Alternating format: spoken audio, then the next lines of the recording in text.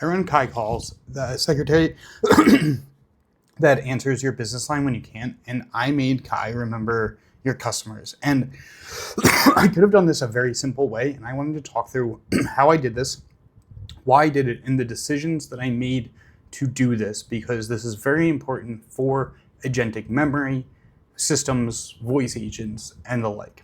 So the easy kind of version of an AI that remembers your customers is going to be a database with a name field and a no field. And I could ship that. We've had variations of that for a while. But the problem is the failure mode. It isn't that Kai forgets something. The failure mode is always Kai saying something confidently that is wrong. Kai tells the wrong customer something about a different customer live on a call in front of someone whose entire business reputation is riding on that call going well. Like, you can't have these types of mess ups in production. It doesn't work, especially when you're talking about memory systems.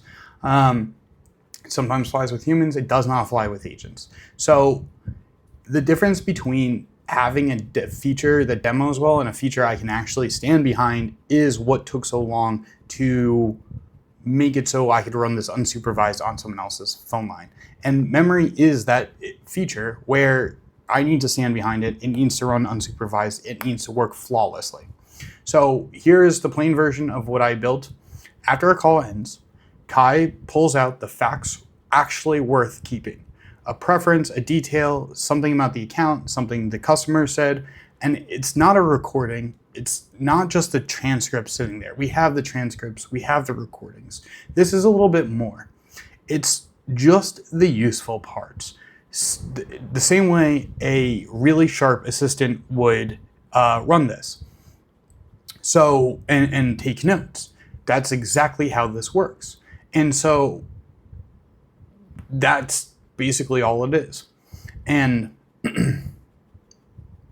so the other fun parts is nothing ever gets silently rewritten. So if you correct Kai, if a customer corrects Kai, then the old version doesn't just go away. It just gets marked outdated and corrected. And so the correction takes its place. So you always have an audit trail of what's something most people I don't think understand when they're working with agents is it is always worse to be wrong than to admit that it's wrong or to not say anything, right? Like, because then you have to go back and check, all right, did everything it say correct?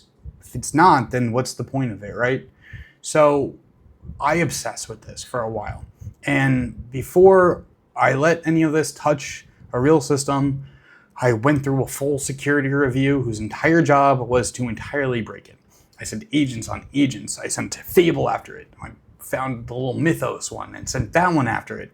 And it found a lot of problems that I could have been really bad if we push it into production. And this is why we test, we have life cycles, we look at how agents work, we look at how all of these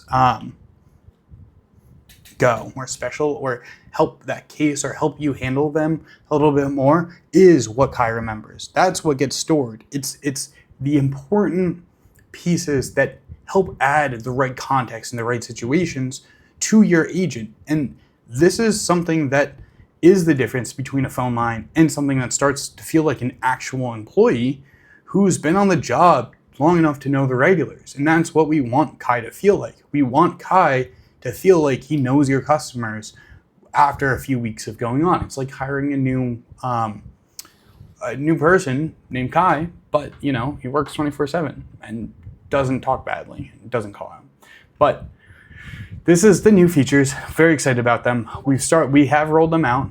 You can go turn them live now in your account. And there are some limits that I think I should say that because I want to get out before people start questioning, right? You always got to say, what's the limits? How far does it go? What's fluff? What's not fluff?